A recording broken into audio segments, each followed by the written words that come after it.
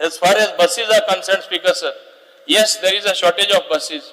But today it was a very pleasing thing when many honorable MLAs thanked me and the chairman as well as the chief minister for having given buses on various routes which they were demanding for a very long time. And I want to inform this August House, more buses also are coming.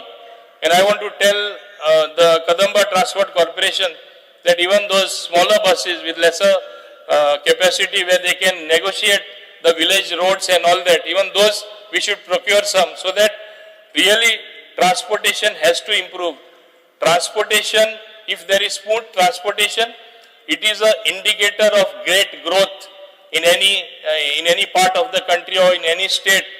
We should be known for good transport, but we are being hammered because there is no good transport. I admit there are shortcomings because when we elected representatives cannot put our heads together and come to a common solution, what will the stakeholders or the taxi fellows do? They will break their heads. There are already accusations against each other. You went and met so-and-so, you have become good to him, you broke away from us. We don't want such allegations, Speaker Sir. So let us recognize the need of the hour. As far as Kadamba getting electrical buses are concerned, we are in the process of procuring from another source. We were totally dependent on only Electra. I made special efforts and got another party on the same terms and condition or little better condition. Now what has happened? Electra, who was saying I don't have any buses to supply, so it's a good thing. There are two people competing against each other. So whatever shortfall is there in the number of buses also will be covered up. And I think in the next few months, with a little help from the finance minister in giving us little more finance for the smaller buses as well, we will solve this problem of buses. And as I said, Honorable Chief Minister is here. Whereas and when he convenes the meeting before the 6th of August, because I have kept that calling attention of several honorable MLAs who have put it, I'll be able to reply and say, this is our solution. I hope we'll be able to do that, Speaker Sir. Speaker Sir, दूसरे most important, which I have myself flagged in this August House, is as far as the bus stands are concerned. I said that I used to feel ashamed when I used to go to the Panjim bus stand. We are a tourism state, the number one sought after destination where people want to come. Is that the bus stand we should have? Can you use those toilets which are there so dirty? Can you go to Mapsa and use those toilets? Can you go to Margao and use those toilets? Speaker Sir, yesterday I was surprised in Vasco that some people choose to agitate because that bus stand is being developed on a PPP model, that too tying up with a central government organization called NBCC, National Building Construction Company. Yeah? It is a public sector undertaking, Government of India undertaking. And it is not that they are grabbing land or something. The offices of the government also are going to be located there. A modern bus stand is going to be located there. Commerce is going to be taking place there in place of several amenities. The ground which is there is going to be maintained for those people playing there. Similarly, a nice hotel also is supposed to come up there. It will give entirely a new look.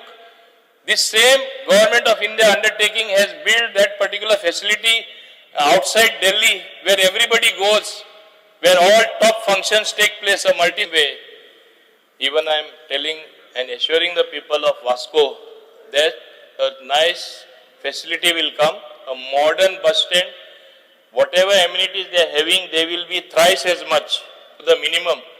Now, since it is a model being built, even though it is a central government thing, naturally they will, it will be a sort of partnership with the central government. So what is wrong in this, Speaker Sir? Similarly, Speaker Sir, I remember in the last session I had also told that I will move in the fast track on a PPP model because the Honorable MLA from Margao was after me, do his thing first. But I have managed now to do three things.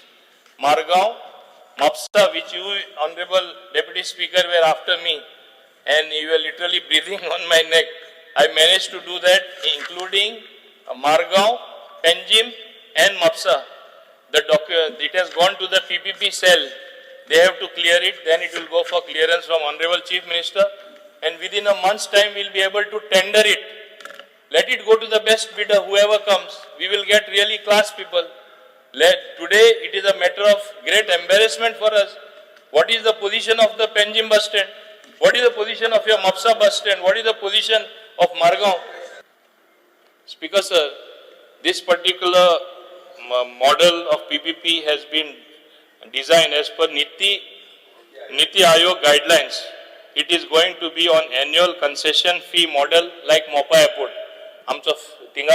आमचो share आसतलो state गव्हर्नमेंटाचो समजलो ते model आम्ही adopt केला so that we continuously get income from that. It is not something a sellout or something like that. It's going to be done in a transparent manner. When it comes to that particular stage, I was under mistaken impression that I have to consult only Digambar. I'm sorry about that. No. I'll consult you also. There is no offense meant. I did not meant to keep you aside. Asure. I do not want to keep you aside. It's not the case. So don't misunderstand.